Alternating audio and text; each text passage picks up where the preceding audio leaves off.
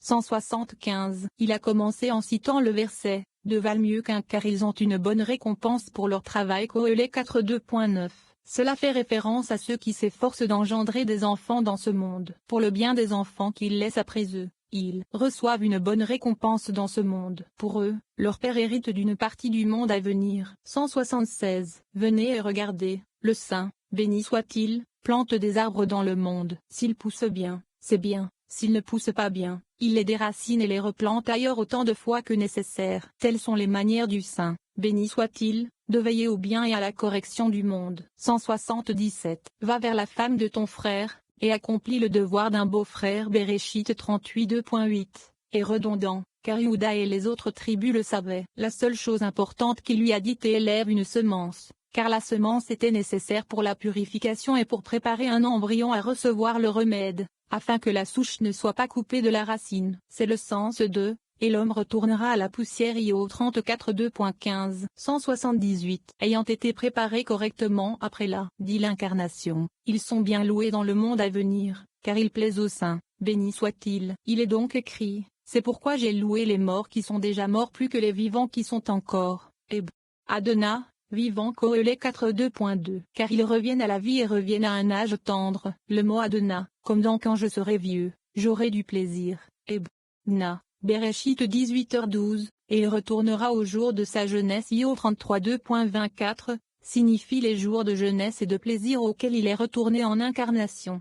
179. Mais meilleur que tous les deux est celui qui n'a pas encore été, qui n'a pas vu l'œuvre mauvaise qui se fait sous le soleil. Qoélé 4:2.3, se réfère à celui qui n'est pas retourné à sa jeunesse et a été réincarné. C'est une personne très juste, qui n'a pas besoin d'une nouvelle incarnation pour atteindre la perfection et qui n'est pas accablé par des péchés antérieurs, comme une personne incarnée qui souffre pour des péchés commis dans une vie antérieure. Le Saint, béni soit-il, lui a préparé une place convenable dans le monde à venir. 180. Venez et regardez, il est écrit, et j'ai vu les méchants enterrés, et venir à leur repos. Qoélé 8h10, comme nous avons dit qu'ils étaient nés de nouveau pour réparer leurs actes. Car le Saint, béni soit-il, est bon et ne veut pas que le monde périsse, mais il préfère réformer les mauvais par la réincarnation. Toutes ces voies sont vraies et gracieuses et leur profitent dans ce monde et dans le monde à venir. Heureuse est la part des justes qui marchent sur le vrai chemin, dont il est écrit, les justes hériteront du pays. Tehillim 37:2.29.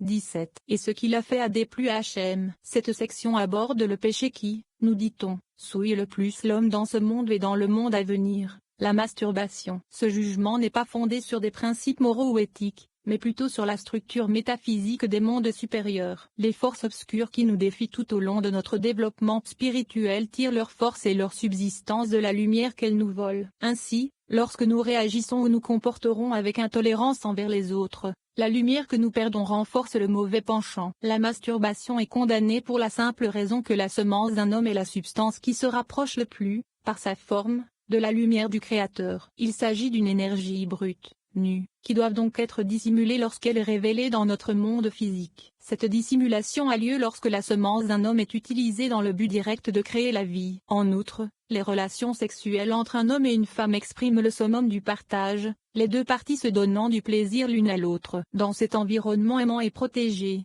la lumière et le pouvoir du sperme d'un homme ne peuvent être appropriés ou souillés par le mauvais penchant. Le déversement de la semence d'un homme est un acte qui est fait pour une satisfaction immédiate de soi. Par conséquent, les forces négatives s'approprient immédiatement cette lumière et nos vies deviennent un peu plus sombres. Les difficultés et les malheurs de la vie, qu'ils soient émotionnels, financiers, conjugaux ou autres, résultent d'un manque de lumière spirituelle. Nous apprenons également les grandes récompenses dans le monde à venir pour un homme qui a formé ses enfants à se rapprocher de Dieu et à vivre selon la sagesse spirituelle de la Torah. La pertinence de ce passage: lorsqu'un homme s'abstient de se faire plaisir en répandant sans raison sa semence, sa force vitale spirituelle devient de plus en plus forte. Cela se manifeste de plusieurs façons, notamment par un désir sexuel plus intense pour sa compagne, une plus grande stabilité émotionnelle et une plus grande paix intérieure. La lumière de ce passage aide à purifier et à éradiquer les forces obscures qui s'attachent à nous à la suite de nos actions sexuellement gratifiantes. Cette lumière nous aide à reconnaître les avantages spirituels associés à l'orientation de nos désirs charnels vers le partage du plaisir avec notre partenaire,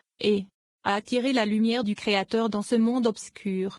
181. Et ce qu'il fit déplut à Hachem, il le tua aussi. Béréchit 38 2.10. Rabbi Chia a ouvert la discussion avec le verset, le matin, sème ta graine, et le soir, ne retiens pas ta main. Kohélet 11 2.6. Venez et voyez, il appartient à l'homme de faire attention à ne pas pécher et d'être attentif à ses actions devant le Saint, béni soit-il. Car il y a dans le monde de nombreux messagers et chefs qui errent en observant les actes de l'homme et en témoignant de lui, enregistrant tout dans un livre.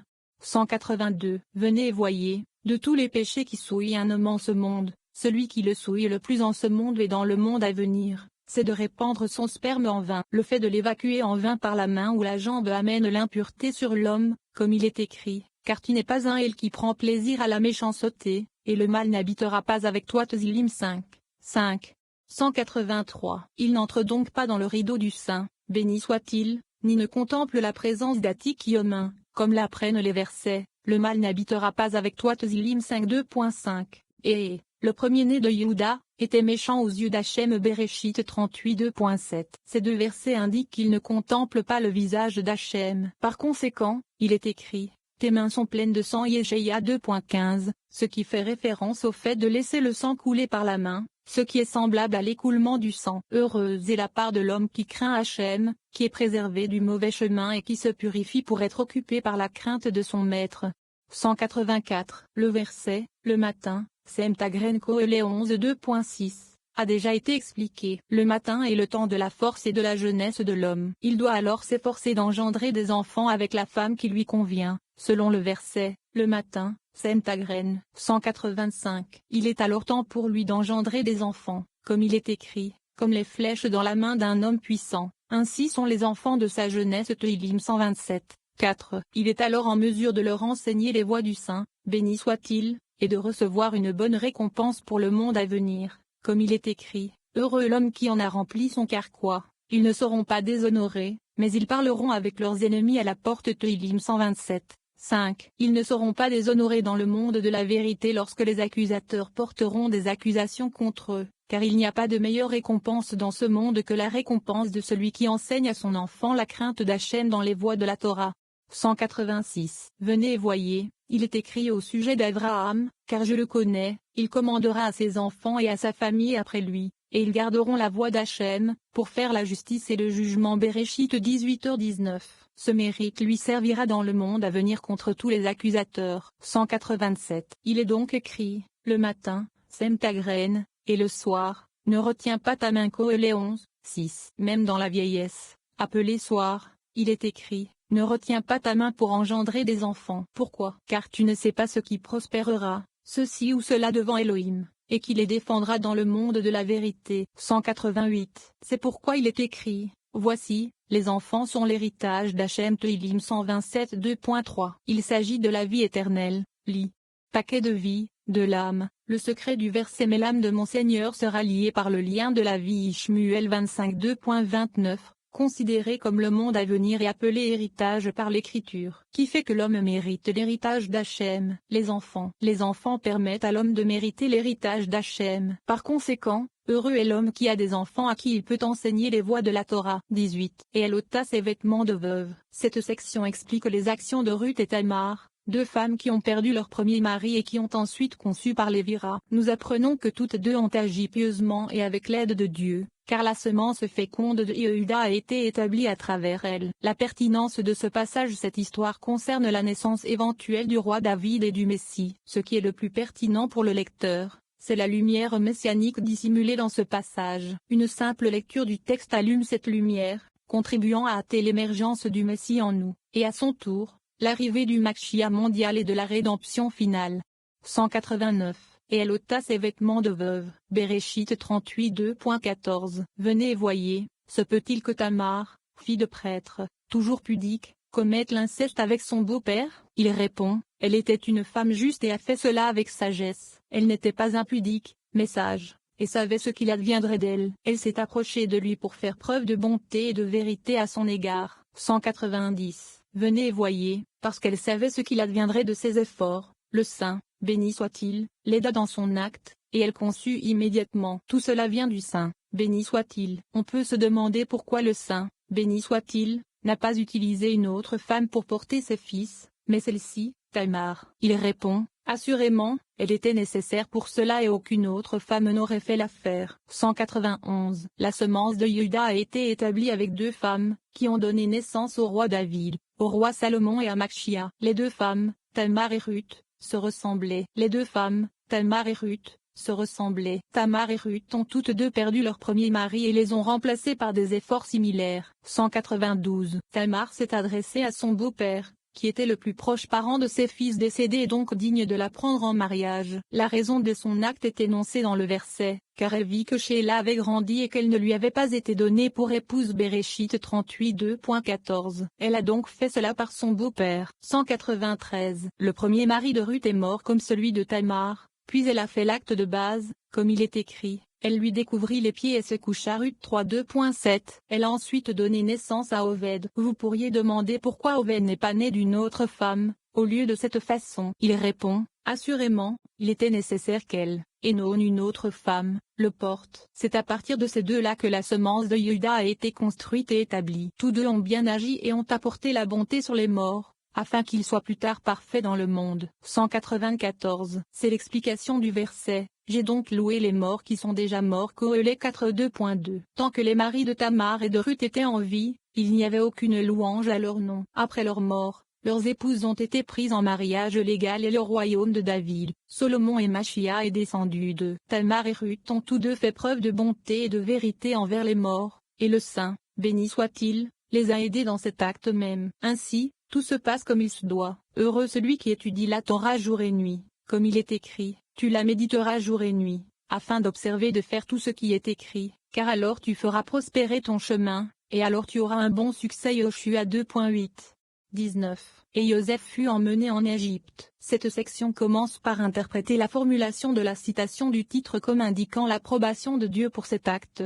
Il était nécessaire afin d'accomplir son annonce à Abraham. Une discussion suit concernant les légions d'anges qui chantent des louanges à la gloire de Dieu tout au long de la nuit. C'est le rôle des enfants d'Israël d'offrir des louanges à Dieu par des litanies 3 fois par jour. De cette manière, Dieu est glorifié de jour comme de nuit, d'en haut comme d'en bas. Rabbi Shimon propose ensuite 2 explications de la phrase qui commande au soleil, dans le contexte de Yaakov et de Joseph. L'une des explications interprète cette phrase comme une allusion à Joseph, lorsqu'il a été vendu. L'autre comprend qu'il s'agit de Yaakov, lorsque ses fils lui ont montré la preuve de la mort de Joseph. La pertinence de ce passage au cours du développement spirituel. Nous devons parfois échouer afin de construire un plus grand vaisseau qui peut contenir toute la lumière qui nous attend lorsque nous nous élevons au niveau suivant. C'est ce qui est arrivé à Joseph lorsqu'il a été descendu en Égypte. L'Égypte est un mot de code pour l'obscurité et la déconnexion de la lumière du Créateur. La lecture de ces passages nous aide à nous accorder avec les hiérarchies angéliques et les forces énergétiques spirituelles qu'elles transmettent. Ces forces nous donnent le pouvoir de nous relever lorsque nous tombons, la force de nous tenir debout après avoir trébuché, et cela sert à augmenter la taille de notre vaisseau, afin que nous puissions recevoir une lumière encore plus grande dans nos vies. Ces versets nous aident également à élargir notre vaisseau afin que nous n'ayons pas besoin de tomber aussi bas ou de trébucher aussi souvent.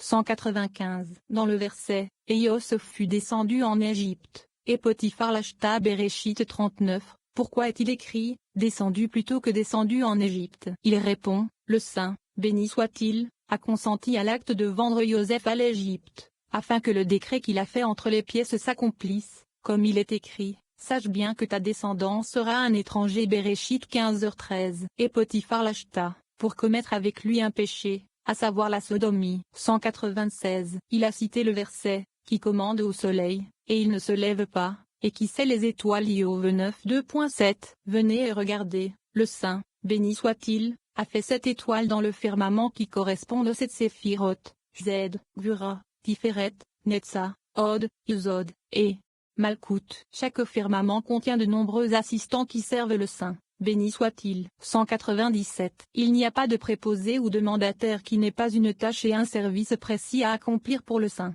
béni soit-il, et chacun connaît sa propre tâche.